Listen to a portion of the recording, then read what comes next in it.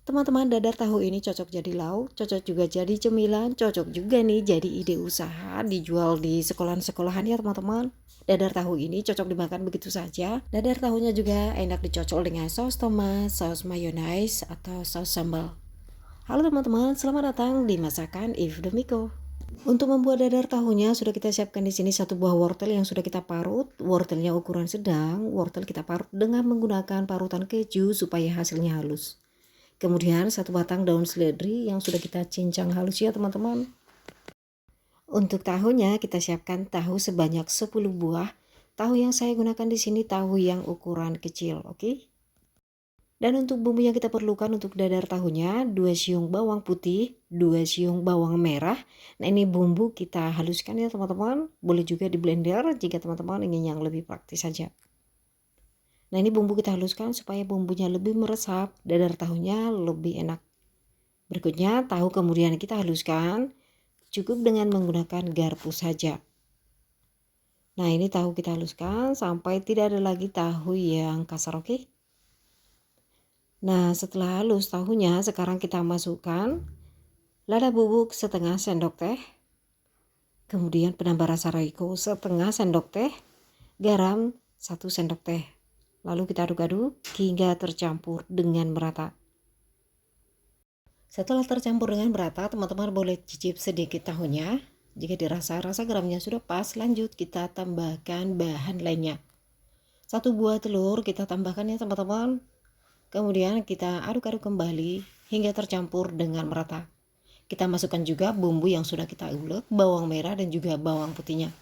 Pastikan bumbunya tercampur dengan merata, tidak ada bumbu yang menggumpal supaya nanti rasa dadar tahunya sama merata, oke?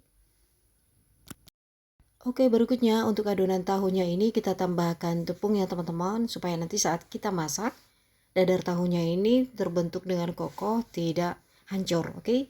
Kita tambahkan tepung maizena sebanyak 2 sendok makan penuh. Untuk tepungnya jangan banyak-banyak ya teman-teman, supaya nanti dadar tahunya tidak keras, oke? Lalu setelah kita masukkan tepungnya, kita aduk-aduk hingga tercampur dengan merata. Pastikan tidak ada tepung yang menggumpal supaya nanti dadar tahunya benar-benar lembut.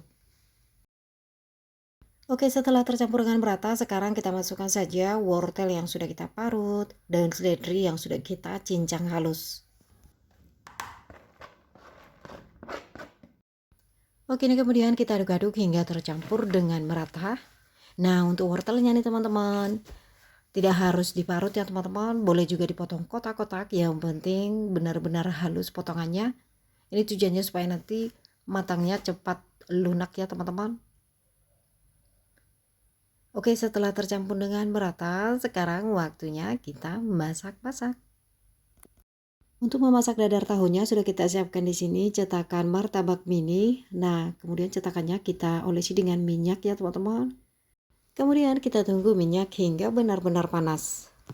Lanjut, sebelum adonan kita tuang, adonan terlebih dahulu kita aduk-aduk kembali ya teman-teman hingga tercampur dengan merata. Ya sudah, kita tuang saja adonan ke dalam cetakan. Saat kita menuang adonan ke dalam cetakan sambil ditekan-tekan supaya lebih padat dan juga rapih ya teman-teman. Untuk memasak dadar tahunya, di sini kita gunakan api yang kecil ya teman-teman, supaya dadar tahunya tidak gosong. Oke nih teman-teman, cetakan sudah kita isi penuh semuanya. Ini kita diamkan supaya tahunya terbentuk kokoh ya teman-teman, supaya kering kulit bagian bawahnya. Sesekali boleh kita cek apakah sudah terbentuk kokoh atau belum. Nah, ini kita coba congkel bagian pinggirannya, dan ini masih belum kokoh ya teman-teman, masih lembek banget. Kembali kita diamkan. Setelah kita diamkan, kita coba cek lagi. Nah, ini sudah kokoh ya teman-teman, bagian bawah kulitnya sudah kering. Ini kita balikan saja. Setelah kita balikan seperti ini, kembali kita rapikan ya teman-teman, supaya bentuknya tetap bulat. Nah, ini semua kita balikan ya teman-teman, supaya matang merata.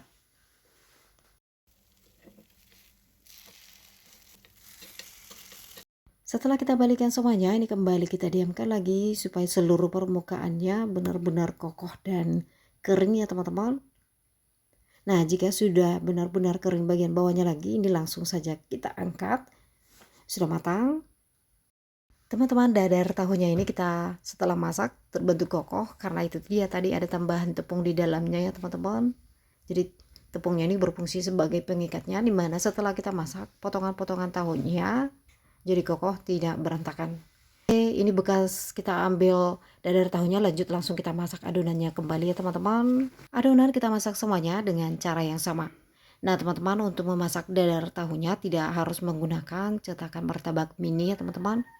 Menggunakan wajan biasa saja juga boleh.